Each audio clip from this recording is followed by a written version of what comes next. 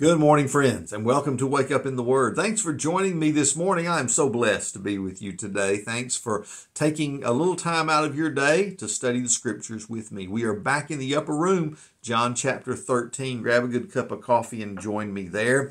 We read these first 5 verses yesterday. We're going to go back now and focus a little bit on verses 2 through 5. I do not want you to miss a bit of this.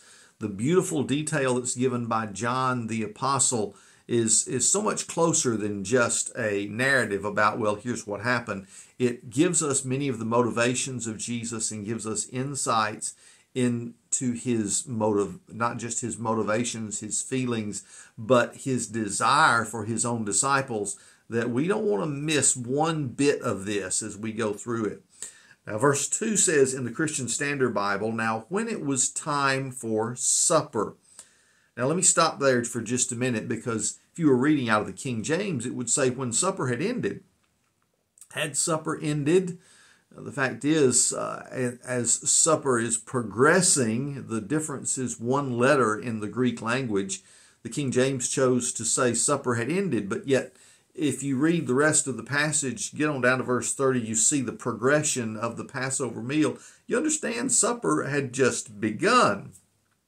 Jesus got up during the early phases of the Passover meal, which takes quite a bit of time, and is full of symbolism, by the way, that points to Jesus as God's Passover lamb, as the Messiah. So it was time for supper, yes, as the Christian Standard Bible says, or during supper, as some translations say, that it says the devil had already put it into the heart of Judas, Simon Iscariot's son, to betray him. Jesus knew that the Father had given everything into his hands, that he had come from God, that he was going back to God. So he got up from supper, during supper, laid aside his outer clothing, took a towel, and tied it around himself. Look at the detail John is giving here, okay? Next, he poured water into a basin and began to wash his disciples' feet and to dry them with the towel tied around him. Now, don't miss something right here.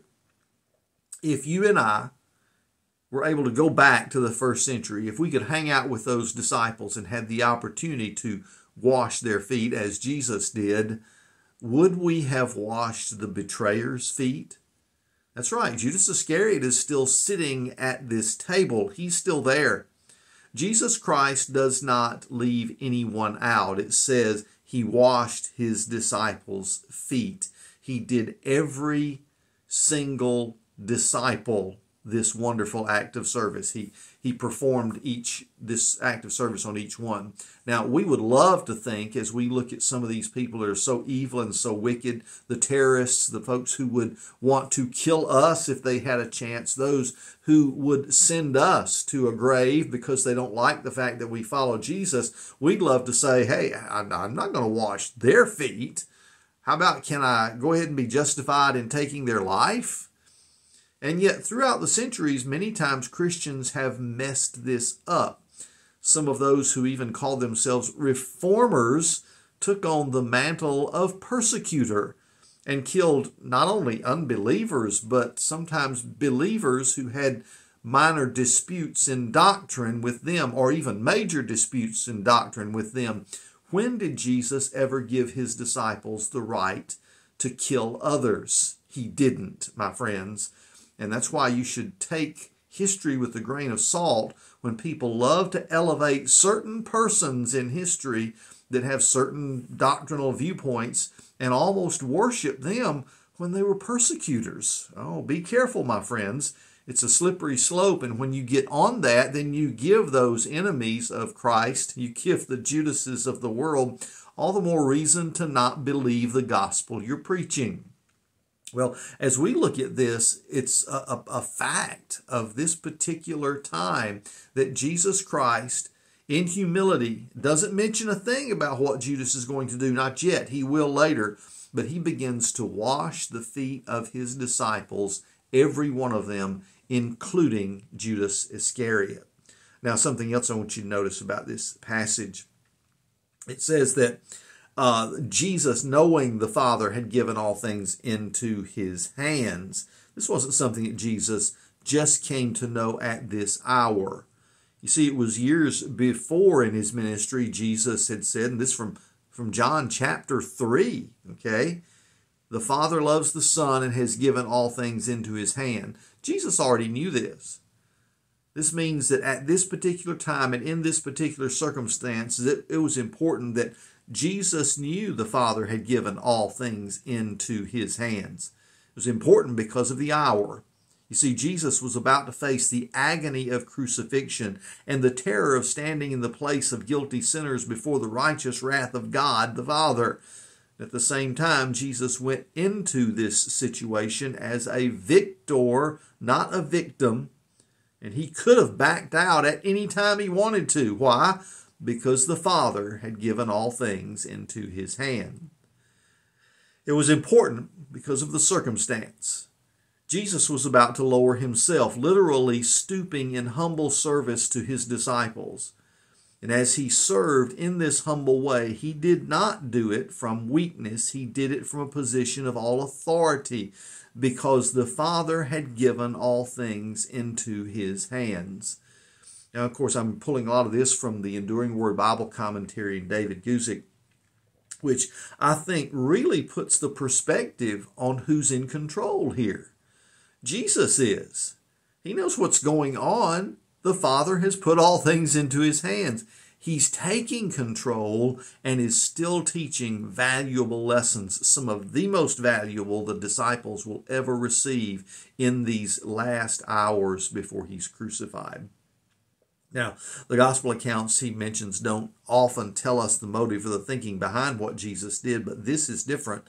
John told us exactly why Jesus washed their feet and spoke to them with so much love in the following chapters. Perhaps he asked Jesus and Jesus told him.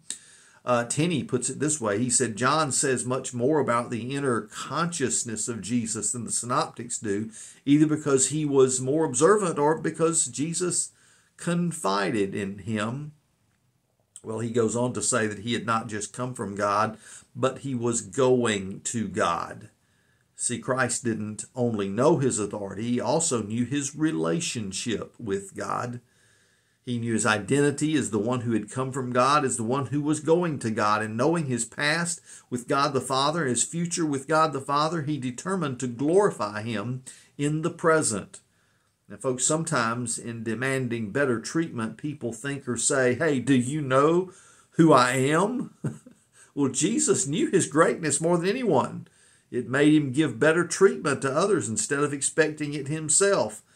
It was not in spite of him, and this is a comment from Tasker, not in spite of, but because of his consciousness of his divine origin and destination, that he rose from supper and assumed the dress and posture of a slave. For a servant in truth he was, being none other than the ideal servant delineated in Isaiah's prophecy. Then Jesus fulfills that by rising from supper, laying aside his garments, and washing the disciples' feet. John's account here reads like that of an eyewitness who had watched with wonder and suspense. Short, staccato sentences, Trench says. And each step of this just reveals a little more of the heart of Christ. It says at this moment of deep meaning, Jesus did something that must have almost seemed crazy. He began to do the job of the lowest servant in the household. He began to wash the disciples' feet. This had been a normal process that should have been enacted by someone, but not one of the disciples thought of himself as low enough to do it. Jesus Christ took on the job. Guzik puts it this way, listen. Jesus completely gave himself to washing their feet. He was thorough in the work. First, he rose from supper. Second, he laid aside his garments, which had to remind him of what waited in just a few hours when he would be stripped of his garments and crucified. Then Jesus took a towel and girded himself, finally poured water into a basin. Now, if Jesus simply wanted to display the image of a servant, he would have had maybe a servant or one of the disciples do all this preparation work. Then he would have quickly maybe wiped a damp cloth on a few feet and considered the job done. That would give the image of servanthood and loving leadership. But Jesus gave himself completely to this work. This was an extreme act of servanthood. According to Jewish laws and traditions regarding the relationship between a teacher and his disciples, a teacher had no right to demand or expect that his disciples would even wash his feet. But it was absolutely unthinkable then that the master would wash his disciples' feet. But that's what Jesus did. What in the world is this telling us? We're out of time this morning, but we're going to open it up some more tomorrow. Is Jesus trying to just give us a new ritual we should perform in church? No, not hardly.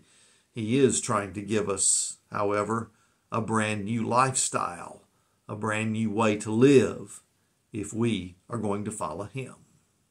Thanks for spending some time with me today. We'll do this again tomorrow as we go back to the upper room. Join us, like it, subscribe, and let's take the journey together. God bless you, and I'll see you then.